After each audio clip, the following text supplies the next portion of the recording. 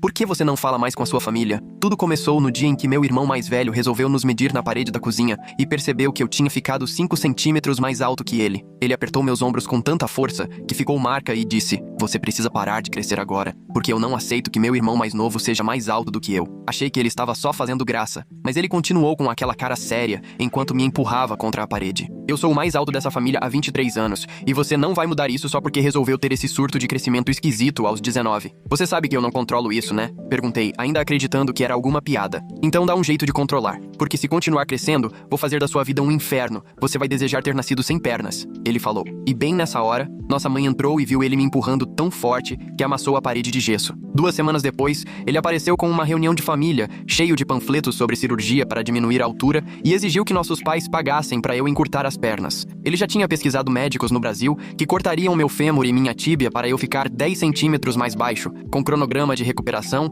e depoimento de quem fez o procedimento por motivo de saúde. Nosso pai chegou a perguntar se ele precisava de tratamento psiquiátrico, enquanto nossa mãe só olhava para ele sem acreditar no que estava ouvindo. O terapeuta de família, que ele de algum jeito convenceu a ir, falou que além de absurdo, o pedido dele podia até ser crime se ele tentasse me obrigar. E meu irmão saiu gritando que todo mundo ia se arrepender de ter ficado do meu lado quando eu arruinasse a vida dele só por ser mais alto. Achei que tinha acabado por aí, até ele aparecer na minha formatura da faculdade usando um sapato plataforma ridículo, devia ter uns 15 centímetros de altura. Subiu no palco enquanto eu pegava o diploma e anunciou pra todo mundo que ainda era o irmão mais alto da família, levantando os braços como se tivesse vencido alguma coisa, mesmo quase tropeçando nos sapatos gigantes. Tentou posar do meu lado pra foto oficial e despencou na frente de todo mundo. Caiu tão feio que deu pra ouvir o barulho quando o tornozelo virou. Mesmo assim, em vez de ir pro hospital, ele sacou o hormônio de crescimento comprado ilegalmente ali mesmo, no meio do gramado, começou a aplicar injeções na coxa enquanto gritava que ia crescer 15 centímetros em 6 horas. A namorada tentou segurar, mas ele já tinha tomado 12 doses quando começou a convulsionar, e os ossos dele começaram a estalar de verdade, num barulho horrível que fez até gente passar mal. Ele se pendurou de cabeça pra baixo no arco da formatura, dizendo que a gravidade ia ajudar a distribuir o crescimento, e a coluna dele começou a esticar tão rápido que a pele das costas se abriu. Ficou lá 8 horas aplicando mais hormônio de meia em meia hora, com sangue escorrendo, e quando os paramédicos tentaram tirar ele dali, ele subiu mais alto e amarrou pesos nos tornozelos para tentar alongar ainda mais. O corpo não aguentou quando os órgãos não conseguiam acompanhar o esqueleto crescendo, e ele teve um ataque cardíaco, caiu de 6 metros no chão e ficou com os ossos crescendo tortos, o corpo todo deformado, praticamente irreconhecível. Os médicos disseram que a overdose de hormônio fez os ossos crescerem em direções aleatórias, fundindo as articulações nos ângulos errados e deixando ele corcunda, o que no fim das contas fez ele ficar 8 centímetros mais baixo do que antes. Além disso, ele ainda teria que fazer hemodiálise pro resto da vida, porque os rins não suportaram tanto hormônio. Quando fui visitar ele na UTI, com as máquinas mantendo ele vivo, ele me olhou da cama, o corpo completamente retorcido. "Você fez isso comigo crescendo mais e me fazendo sentir que precisava competir", ele disse, enquanto nossa mãe segurava a mão dele toda deformada.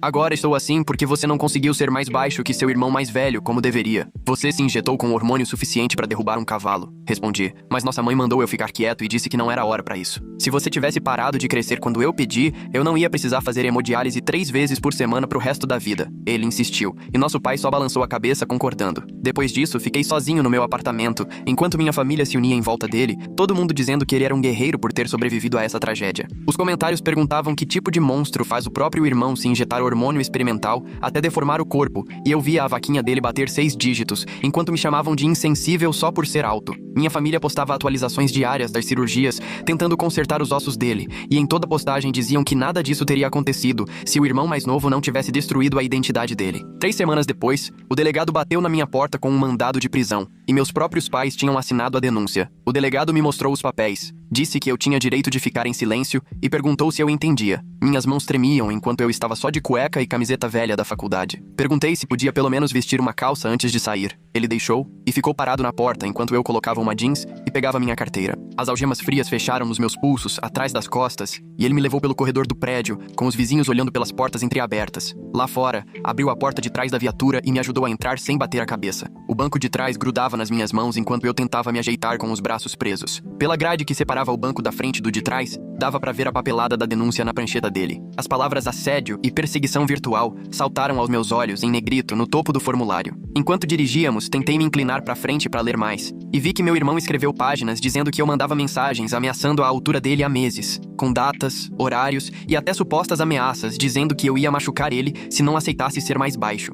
As mentiras eram tão detalhadas, com citações e horários, que eu até comecei a duvidar de mim mesmo. Na delegacia, o policial tirou minhas algemas e pediu que eu ficasse de costas para a parede de medição para tirar as fotos. O flash da câmera estourou enquanto eu segurava uma placa de plástico com números debaixo do queixo. Ele passou tinta em cada um dos meus dedos e foi carimbando nos cartões, fazendo perguntas sobre doenças e remédios. Falei que era saudável, diferente do meu irmão, que precisava fazer hemodiálise 3 vezes por semana por causa do excesso de hormônios. O policial só anotou nenhum no formulário e logo perguntou se eu tinha alergia a algum remédio. Me entregaram um macacão laranja com cheiro forte de água sanitária e um par de sandálias de plástico. Um agente me levou por portas pesadas que batiam ruidosamente quando trancavam atrás de nós. Na cela já tinham 3 caras sentados em bancos de metal presos na parede. Achei um espaço livre, me sentei e tentei não pensar nos meus pais assinando os papéis que resultaram na minha prisão. O banco era gelado, dava pra sentir até pelo tecido fino do macacão. Um deles, cheio de tatuagens no pescoço, perguntou por que eu estava ali. Respondi que era por ser mais alto que meu irmão e ele caiu na risada, achando que era piada. Nem me dei ao trabalho de explicar toda a maluquice de hormônio de crescimento e sapato de salto. Ficamos horas ali, vendo os agentes passando na ronda a cada 15 minutos. Meu estômago roncava. Eu não tinha nem tomado café da manhã antes do xerife aparecer. Depois de 6 horas, finalmente um agente chamou meu nome e disse que eu podia fazer uma ligação. O telefone, grudado na parede, não dava privacidade nenhuma. Só tinha um fio de metal conectando ao aparelho. Peguei o cartão do defensor público que tinha guardado de uma feira de empregos na faculdade, anos atrás. A recepcionista atendeu no terceiro toque, anotou meus dados e disse que alguém ligaria de volta em até 24 horas. Que preso parecia uma eternidade. Já era noite, por volta das 7, quando um agente veio me buscar dizendo que minha advogada estava lá. Na sala de entrevistas, uma mulher mais jovem do que eu imaginava estava sentada com um bloco de anotações amarelo. Ela se apresentou como Madeleine Camp, do escritório da defensoria. Tinha olhos atentos por trás dos óculos de armação fina e foi anotando tudo, detalhe por detalhe, enquanto eu contava a história desde o começo. Falei dos sapatos de plataforma na formatura, das injeções de hormônio, de como meu irmão acabou deformado. Ela continuou escrevendo, sem demonstrar nenhuma surpresa, o que me deixou um pouco mais calmo. Quando terminei, ela comentou que já tinha visto briga de família, mas nunca algo tão perturbador. Garantiu que ia me tirar dali na audiência de custódia no dia seguinte e começou a explicar como seria o processo judicial. No dia seguinte, nos levaram de van até o fórum, com grades nas janelas. Ficamos esperando numa sala atrás do tribunal até chamarem nossos nomes. Quando chegou minha vez, me levaram por uma porta lateral até a sala de audiência. Meus pais estavam sentados ali, mas desviaram o olhar quando tentei encarar. Minha mãe encarava as mãos cruzadas no colo e meu pai não tirava os olhos do juiz. O juiz leu as acusações e perguntou como eu queria me declarar. Madeleine respondeu inocente e pediu uma fiança justa, já que eu não tinha antecedentes e tinha raízes na comunidade. O promotor sugeriu $10.000, mas o juiz determinou 5.000 e proibiu qualquer contato meu com meu irmão ou meus pais, nem por terceiros. Madeleine cochichou que, para falar a verdade, era até uma boa notícia, porque se tivessem acusado assédio, a fiança seria ainda pior. Depois da audiência, voltei para a prisão para aguardar o pagamento. Liguei no banco e providenciei a transferência dos $500, os 10% necessários para o fiador. A burocracia demorou mais umas 3 horas, até me liberarem e devolverem minhas roupas e carteira numa sacola. Do lado de fora, pedi um Uber para voltar ao apartamento, já que o carro ainda estava lá. Quando cheguei e olhei o celular, minhas redes estavam explodindo de notificações. Alguém tinha vazado minha foto da prisão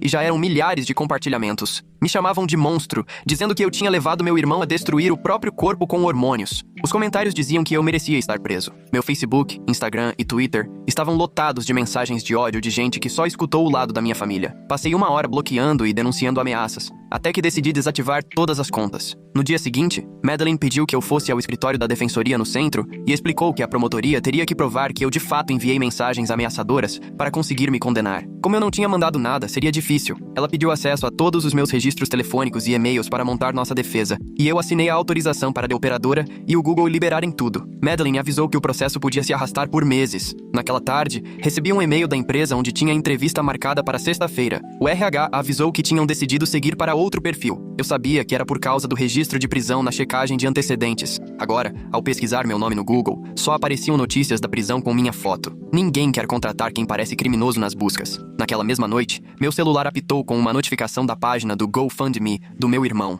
Meus pais tinham postado uma atualização dizendo que eu me recusava a assumir a responsabilidade por ter levado meu irmão ao limite. Na foto, meu irmão aparecia no hospital, a coluna torta em ângulos que nem pareciam de gente. Em poucas horas, as doações pularam de 100 mil para mais de $200.000. Os comentários se encheram de gente me chamando de monstro, dizendo que eu devia estar preso. Fiquei rolando ameaças e mensagens de ódio até a mão tremer tanto que deixei o celular cair. Na manhã seguinte, pesquisei terapeutas especializados em trauma familiar e achei o site da Caravan. O consultório dela ficava num prédio pequeno no centro e marquei uma consulta para aquela tarde. Quando cheguei, ela pediu que eu sentasse no sofá marrom enquanto anotava tudo num bloco amarelo. Pediu que eu contasse tudo desde o começo e eu praticamente falei a sessão inteira. Ela me interrompeu algumas vezes para anotar palavras como envolvimento excessivo e manipulação psicológica. Explicou que minha família tinha me transformado no bode expiatório da doença mental do meu irmão. Ela disse que nada daquilo era culpa minha e que as escolhas do meu irmão eram responsabilidade só dele. Depois da sessão, fui até o escritório da Madeline e recebi uma notícia ruim. Precisava deletar todas as minhas redes sociais o quanto antes. Ela explicou que qualquer post ou comentário poderia ser distorcido e usado para dizer que eu estava descumprindo a ordem de restrição.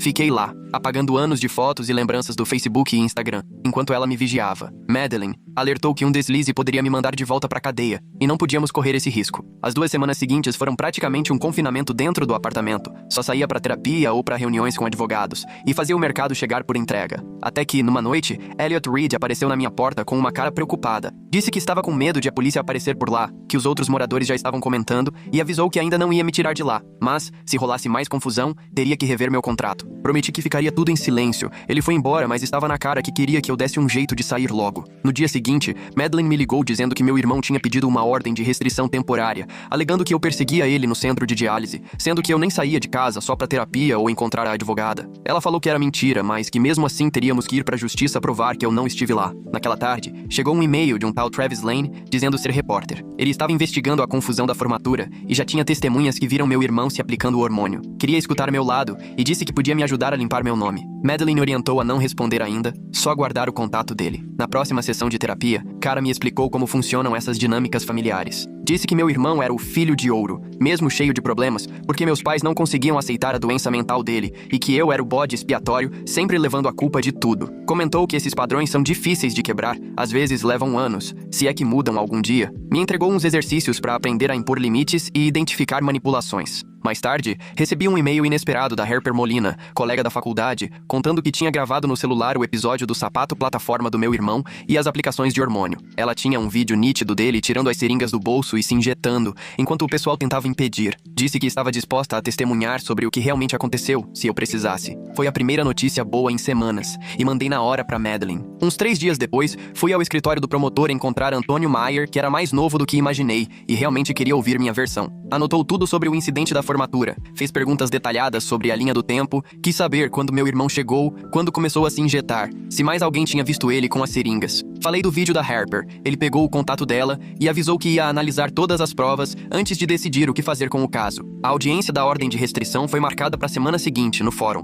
Meu irmão apareceu na tela, direto do hospital, com uma aparência ainda pior. A coluna dele estava tão torta que mal conseguia sentar, mesmo com almofadas. Ele disse para a juíza que temia pela própria segurança, alegou que eu estava mandando mensagens ameaçadoras. Madeline apresentou os registros telefônicos mostrando que eu não tinha feito contato nenhum desde a ordem. A juíza analisou as provas por alguns minutos, depois deu uma ordem de restrição limitada. Eu não poderia falar com meu irmão, mas não precisaria sair do apartamento. Madeline chamou isso de vitória parcial, porque evitamos que ele me expulsasse. Depois da audiência, ela disse que estávamos avançando, mas o processo criminal ainda podia demorar meses. 2 dias depois, Madeline me chamou ao escritório, a mesa cheia de papéis e ela com um olhar diferente. Empurrou na minha direção o laudo toxicológico do hospital, mostrando os números destacados em vermelho. O laudo dizia que meu irmão se injetou com tanto hormônio do crescimento que daria para matar 3 pessoas, e as anotações do médico deixavam claro que ninguém mais aplicou por ele. Madeline bateu no papel e disse que aquilo era peça-chave na defesa, pois provava sem dúvida que ele fez tudo sozinho. O médico legista escreveu que os locais das injeções eram todos de autoaplicação, pelo ângulo e pela posição nas coxas.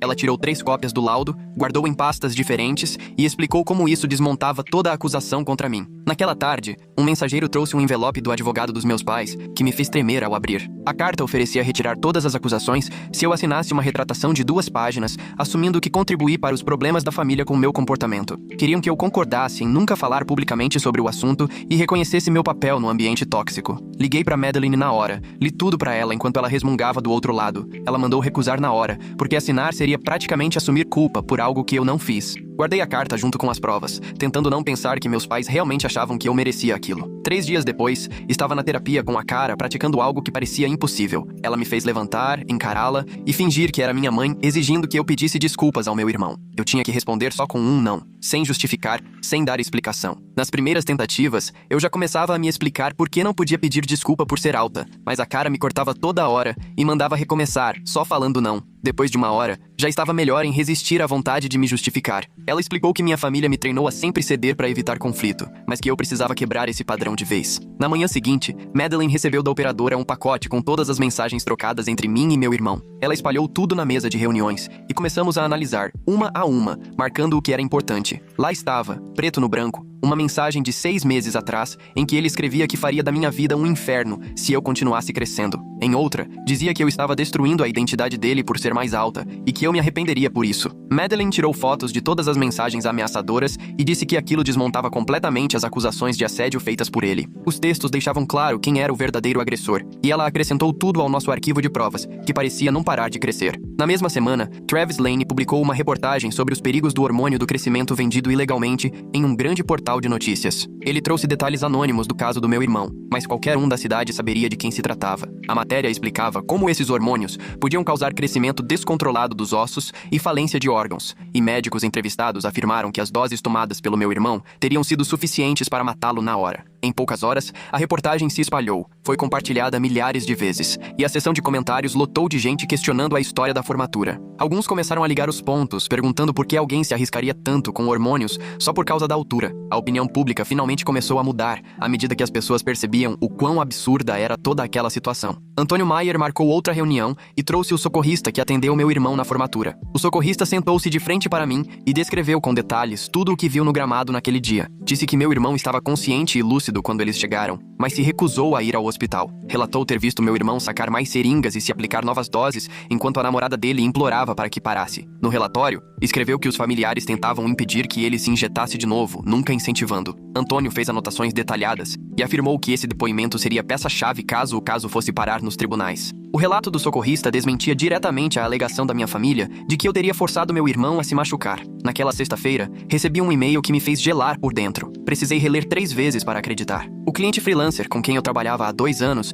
informou que não poderia continuar comigo. Escreveram que não podiam arriscar a imagem da marca se associando a alguém envolvida em um caso criminal exposto na mídia. Eu contava com aquele dinheiro para pagar os advogados e o aluguel dos próximos meses. Minha poupança já estava no limite, depois do adiantamento da Madeline e dos gastos com terapia. Eu não podia arriscar buscar novos trabalhos, já que qualquer checagem de antecedentes mostraria a prisão. As paredes pareciam se fechar, enquanto eu fazia as contas de quanto tempo conseguiria sobreviver sem renda. Enquanto isso, Madeline corria atrás de mais intimações e finalmente conseguiu acesso aos registros daquela reunião familiar de 2 anos atrás. As anotações da terapeuta eram ainda mais graves do que a gente imaginava, chamando as exigências do meu irmão de inadequadas e até criminosas. Ela escreveu que obrigar alguém a fazer uma cirurgia para diminuir a altura poderia ser considerado agressão ou coerção. A terapeuta recomendou intervenção psiquiátrica urgente para lidar com a obsessão do meu irmão pela altura. Essas anotações mostravam que a fixação dele vinha de muito antes da formatura e não tinha nada a ver comigo. Madeline incluiu o parecer da terapeuta na nossa pilha de provas, que finalmente começava a mostrar o quadro verdadeiro. Na terapia seguinte,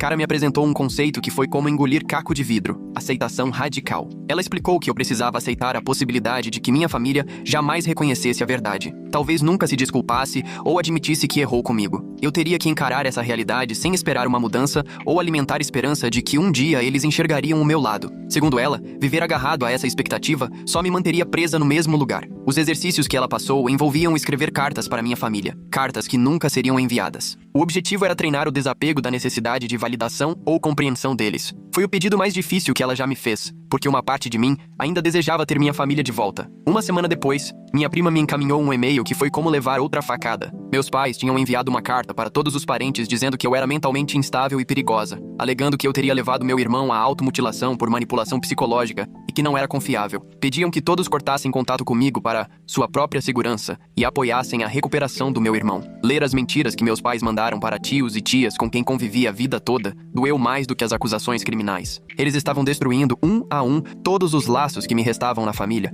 enquanto se faziam de vítimas. Minha prima me disse que não acreditava em nada daquilo, mas outros parentes tomaram o partido dos meus pais. E foi assim que percebi que o isolamento era total. Eu tinha perdido não só minha família imediata, mas toda a família estendida também. Na manhã seguinte, Travis Lane me ligou de novo, e dessa vez, Madeline achou que eu poderia dar uma declaração breve sobre as mensagens ameaçadoras. eu disse. Nunca enviei nenhuma mensagem para o meu irmão, e a Madeleine já entregou meus registros telefônicos como prova. A reportagem saiu naquela tarde, com minha declaração ao lado de uma linha do tempo mostrando exatamente o que aconteceu. Pela primeira vez, minhas palavras estavam ali, e não mais as mentiras da minha família sobre mim. A seção de comentários começou a mudar, e algumas pessoas finalmente passaram a duvidar da versão do meu irmão. 2 dias depois, Antônio Maier ligou para Madeleine com uma descoberta enorme feita durante a investigação. Os registros da empresa de suprimentos médicos mostravam que meu irmão tinha encomendado 12 caixas de seringas e 20 frascos de hormônio do crescimento do mercado paralelo 3 semanas antes da formatura. O endereço de entrega era o apartamento dele, e a assinatura no recibo era sem dúvida dele. Isso derrubava de vez qualquer alegação de que ele tivesse decidido se injetar por acaso, por algo que aconteceu na formatura. Madeleine entrou imediatamente com um pedido de arquivamento das acusações, anexando os registros de envio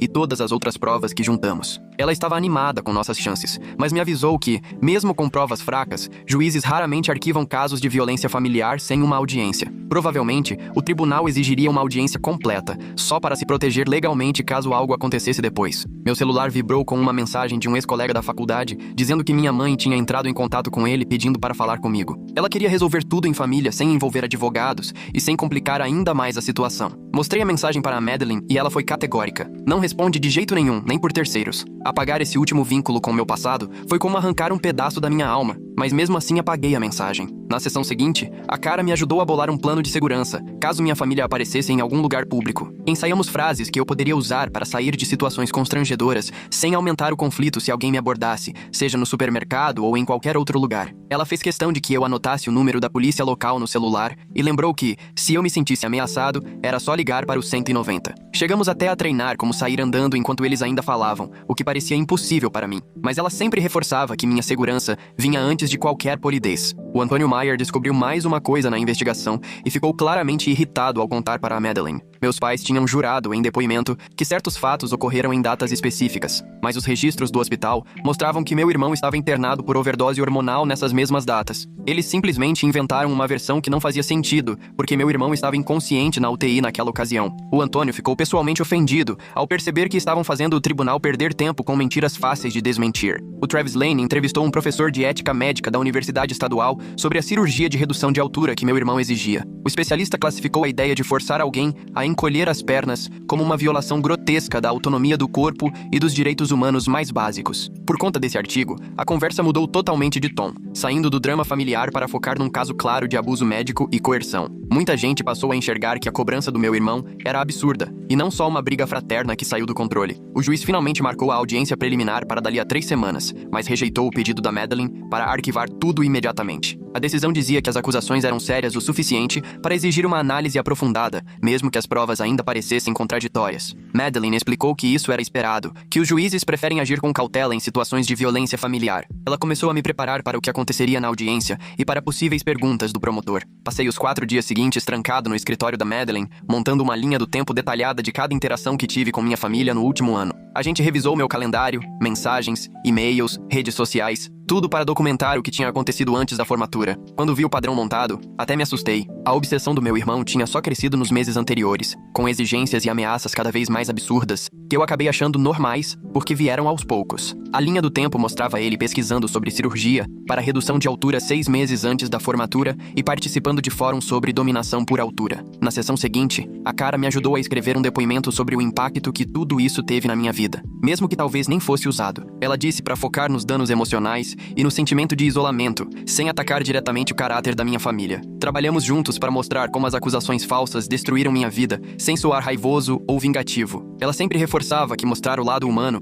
era mais forte do que tentar pintar minha família como vilã. O depoimento levou 3 sessões para ficar pronto, porque eu mal conseguia controlar as emoções ao falar sobre perder todas as pessoas que eu amava. Madeleine revisou e disse que estava perfeito, pois mostrava as consequências reais das acusações sem agressividade. Ela protocolou o depoimento junto com todas as outras provas para a audiência preliminar. 2 dias depois, o Antônio Maier ligou para a terapeuta familiar que esteve naquela reunião caótica dos panfletos, e eu fiquei no escritório da Madeleine enquanto ela fazia anotações durante a ligação no Viva Voz. A terapeuta lembrava de tudo claramente, e contou ao Antônio que as exigências do meu irmão pela cirurgia não eram só estranhas, mas extremamente preocupantes como profissional. Ela relatou que avisou meus pais logo depois da reunião que o caso dele precisava de um psiquiatra urgente, porque forçar alguém a passar por esse tipo de cirurgia é basicamente abuso médico. Antônio pediu para ela colocar isso por escrito para anexar ao processo, e ela topou enviar as anotações daquele dia, junto com sua opinião sobre o estado mental do meu irmão. Enquanto a gente esperava a declaração, recebi uma notificação por e-mail que me fez pegar o celular mesmo com a Madeleine,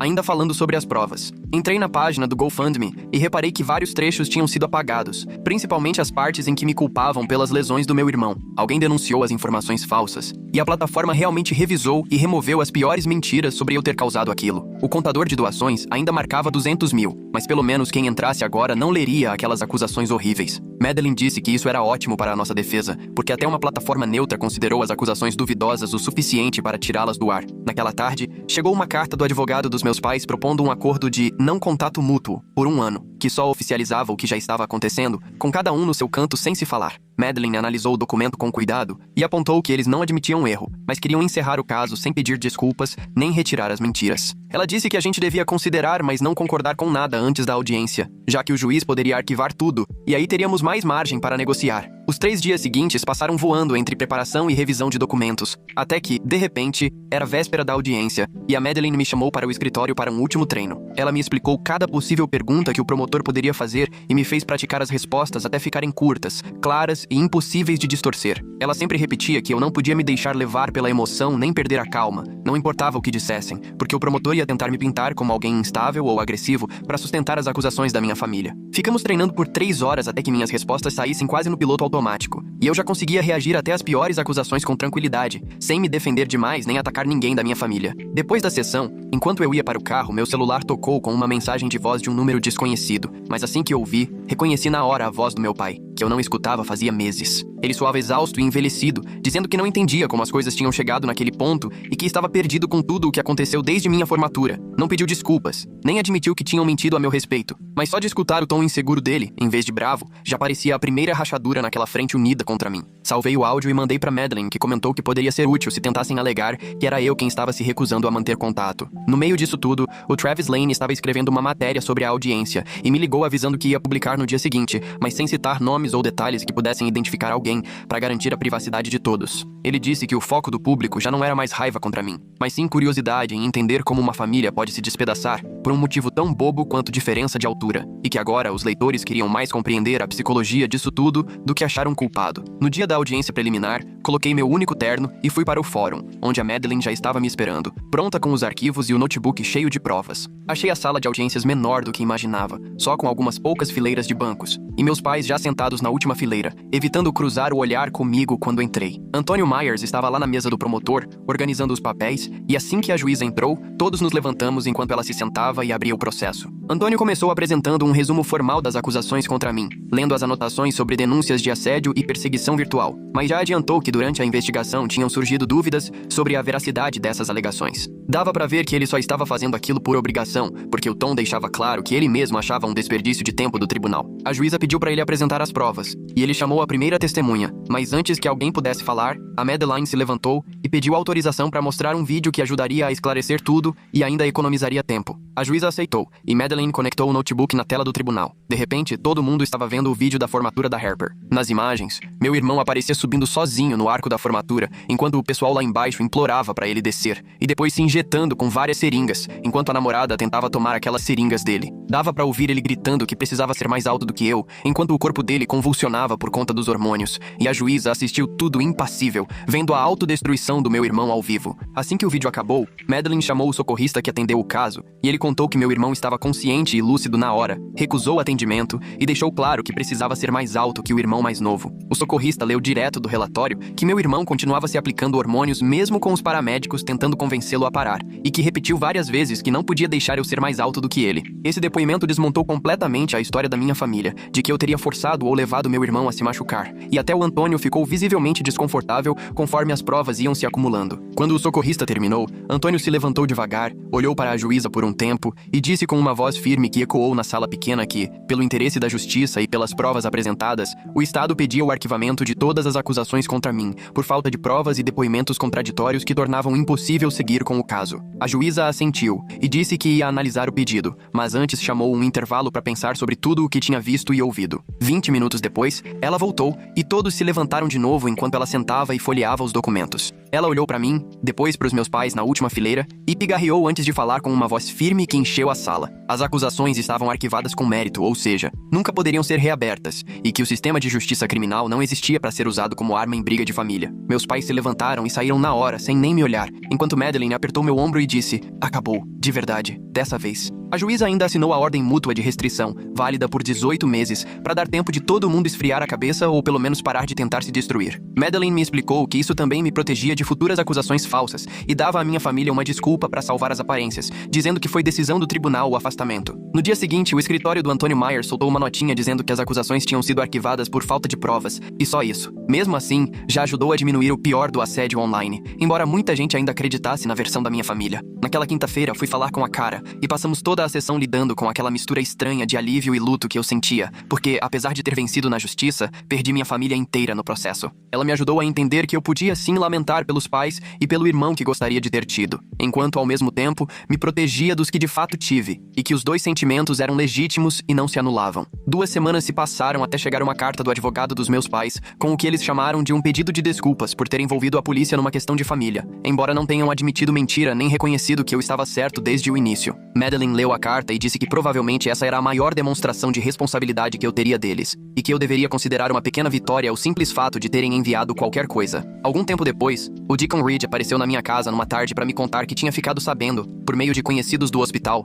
que meu irmão tinha se internado num programa residencial de 6 meses, especializado em dismorfia corporal e comportamentos autolesivos. Ele comentou que o programa era excelente e que talvez dessa vez meu irmão finalmente recebesse a ajuda que sempre precisou, em vez de ficar colocando a culpa nos outros pelos próprios problemas. 1 mês depois, recebi uma ligação de uma empresa para a qual eu tinha me candidatado antes de tudo acontecer. Eles disseram que investigaram a fundo o que realmente aconteceu, não só olhando o registro de prisão, e que ficaram impressionados com a forma como eu lidei com uma situação tão complicada. Me ofereceram uma vaga para começar em 2 semanas, e também consegui encontrar um apartamento novo, do outro lado da cidade, onde eu poderia de fato recomeçar, sem o Elliot Reed vigiando minha porta toda vez que eu chegava em casa. 6 meses se passaram, e eu estava firme no meu novo lar, com um emprego estável, ainda fazendo terapia com a Cara a cada 15 dias para dar conta de tudo o que aconteceu, construindo uma vida que não tinha nenhuma ligação com o caos da minha família. A ordem de restrição ainda estava valendo, meu irmão seguia em tratamento pelo que o Deacon soube, e mesmo tendo consciência de que nunca teria a família ideal que sonhei, encontrei uma certa paz ao aceitar quem eles realmente são e escolher me colocar em primeiro lugar. Bom, por hoje é isso. Obrigado por me ouvir enquanto eu pensava em tudo isso. Foi uma jornada e tanto, assim como o